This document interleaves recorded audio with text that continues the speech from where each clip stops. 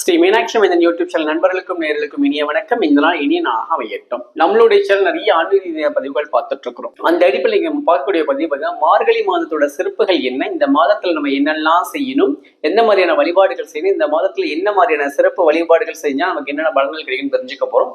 வாங்க வீடியோக்குள்ள போகலாம்.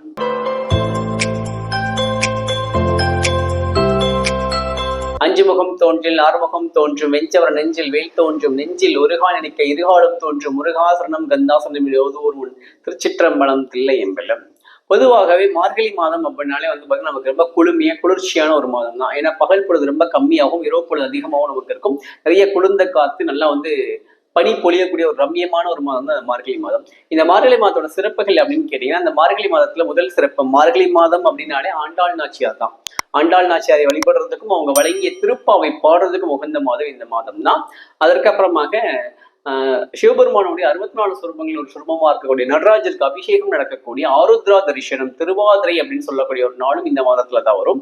இதை தவிர்த்து பார்த்தீங்கன்னா அடுத்தது பெருமானுக்கு உகந்த நாளாக வரக்கூடிய வைகுண்ட ஏகாதசி, முக்கோடி ஏகாதசி அப்படின்னு சொல்லுவாங்க. இந்த முக்கோடி ஏகாதசி நடந்துட்டு இருக்கும் போதே நமக்கு பார்த்தீங்கன்னா ராப்பத்து பகல் பத்து உற்சவம் சொல்லிட்டு எல்லா பெருமாள் கோயிலையும் நடக்கும். இதெல்லாம் சேர்ந்து நடக்கக்கூடிய ஒரு மாதம் தான் இந்த மார்கழி மாதம். இந்த மார்கழி மாதங்களில் நிறைய சுப நிகழ்ச்சிகள் எதுவுமே நடக்காது. இதை பீடை மாதம் அப்படின்னு சொல்லியிருப்பாங்க. இந்த பீடை மாதம் தான் கிடையாது. இறை வழிபாடு செய்வதற்கு உகந்த மாதங்களே இந்த மாதமும் ஒண்ணு. அப்ப மற்ற மாதங்கள்லாம் சாமி கும்பிடக்கூடாதுன்னா கண்டிப்பா தாராளமா சாமி கும்பிடலாம். ஆனா இந்த மாதம் இன்னும் சிறப்பா இருக்கும். இந்த மாதம் பாத்தீங்கன்னா நமக்கு முழுக்க இறை வழிபாடு செய்யறதுக்கு தேவர்கள் அவங்களே கண் விழிச்சு பூஜை செய்து அவங்க தேவையான வரங்களை வாங்கின மாதமும், நமக்கு அவர்கள் வரங்கள் வழங்கக்கூடிய மாதமும் இந்த மாதம் தான். அதான் இந்த மார்கழி மாதத்தோட தனி சிறப்பு. ஏன்னா கிருஷ்ண பரமாத்மாவே சொல்லியிருப்பாரு, மாதங்களிலே நான் மார்கழியாக இருக்கிறேன் அப்படின்னு சொல்லியிருப்பாரு. அது அற்புதமான ஒரு மாதம் தான் இந்த மாதம். இது போக இந்த மாதத்துல இன்னொரு சிறப்பும் உண்டு. குஷேலனை கிருஷ்ண பரமாத்மா குபேரனாக மாற்றிய மாதம் இந்த மாதம் தான். இந்த மாதத்தை பத்தின நிறைய பதிவுகள் தகவல்கள் நம்ம தெரிஞ்சிருக்கோம். இதோட ஒவ்வொரு தனித்தனி பதிவுகளும் அடுத்தடுத்த பதிவுகளை நம்ம பார்க்கலாம்.